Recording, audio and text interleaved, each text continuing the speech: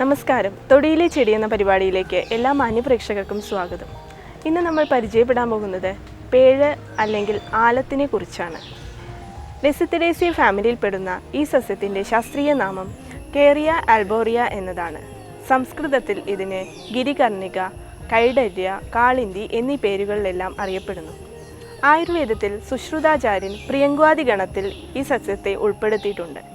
പ്രധാനമായും India, Myanmar തുടങ്ങിയ സ്ഥലങ്ങളിലാണ് ഇത് കൂടുതലായി കണ്ടുവരുന്നത്.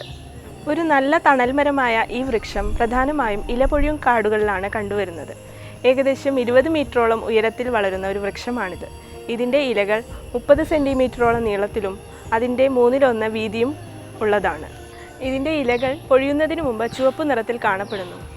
വെളുത്ത നിറത്തിലുള്ള മനോഹരമായ പുഷ്പങ്ങളാണ് ഇവയ്ക്കുള്ളത്. ഫെബ്രുവരി മാസങ്ങളിലാണ് ഇത് പൂക്കുന്ന സമയം. ഇതിൻ്റെ കായകൾ പച്ച നിറത്തിലും ഉരുണ്ടതുമാണ്. ജൂൺ മാസങ്ങളിലാണ് ഇത് വിളഞ്ഞു തുടങ്ങുന്നത്. പന്ത് രൂപത്തിലുള്ള ഇതിൻ്റെ കായകൾ കുട്ടികൾ കളിക്കാൻ ഉപയോഗിക്കാറുണ്ട്.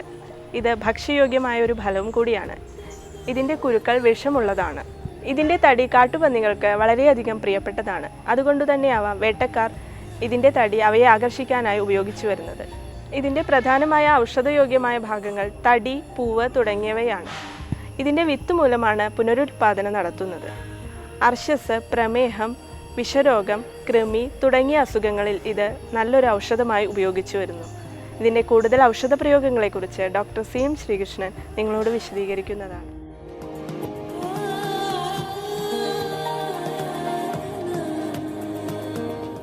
ഈ പാഴ് അല്ലെങ്കിൽ ആലമെന്ന് പറയും. അതിന് പ്രധാനപ്പെട്ട അതിൻ്റെ ഉപയോഗം പൂവും തടിയാണ് ഉപയോഗിക്കുക. കാരണം അതിൻ്റെ കുരുവിന് ലേശം വിഷമുണ്ട്.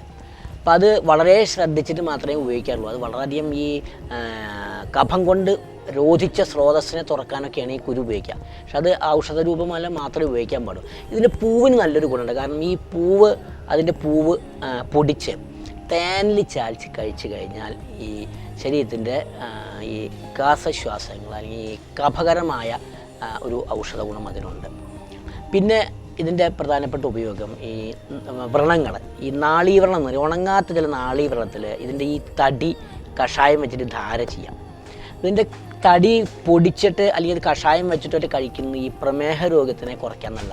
ഈ ചുക്കള ഉണ്ടാക്കുമ്പോൾ അതിട്ട് തിളപ്പിച്ച് കഴിഞ്ഞാൽ ഈ ഏകനായകം പോലെ അതിൻ്റെ കൂടെ ഇട്ട് കഴിഞ്ഞാൽ ഈ പ്രമേഹ രോഗികൾക്ക് നല്ലതാണ്. അതുപോലെ തന്നെ ഇത് ഈ അർശ രോഗികൾക്കും ഈ ഇതിൻ്റെ തടി ഇട്ട് കഷായം വെച്ച് കഴിക്കുന്നത് വളരെ നല്ലതാണ്.